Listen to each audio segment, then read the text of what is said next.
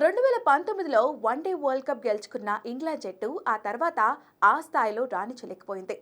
టీ20లో అదరగొడుతున్న, టెస్టుల్లో పర్వాలేదు అనిపిస్తున్నా వన్డేలో మాత్రం విఫలమవుతూ వస్తున్నారు.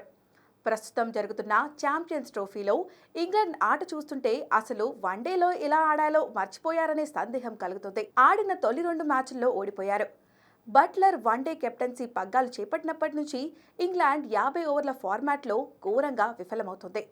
బట్లర్ కూడా కెప్టెన్గా, బ్యాటర్గా విఫలమవుతున్నాడు. దీంతో ఇంగ్లాండ్ క్రికెట్ బోర్డు బట్లర్ను వైట్ బాల్ కెప్టెన్సీ నుంచి తప్పించాలని చూస్తున్నట్లు సమాచారం.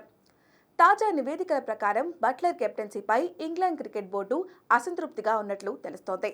బట్లర్ను కెప్టెన్సీ బాధ్యతల నుంచి తప్పించే ప్రయత్నాలు చేస్తుందట.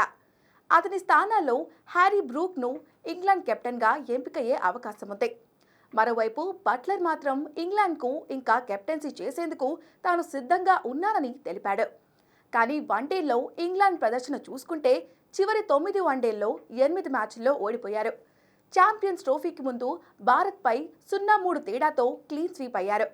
ఇక అంతకుముందు ఆడిన 4 మ్యాచ్ల్లో 3 మ్యాచ్ల్లో పరాజయం తప్పలేదు. భారత్ వేదికగా జరిగిన 2023 వన్డే వరల్డ్ కప్లోనూ ఇంగ్లాండ్ సెమీస్కు చేరడంలో విఫలమైంది.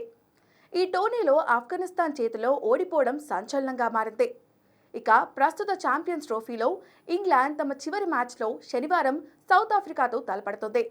అయితే కెప్టెన్గా వన్డేలో బట్లర్కు ఇదే లాస్ట్ మ్యాచ్ అని ఇంగ్లాండ్ నివేదికలు చెబుతున్నాయి.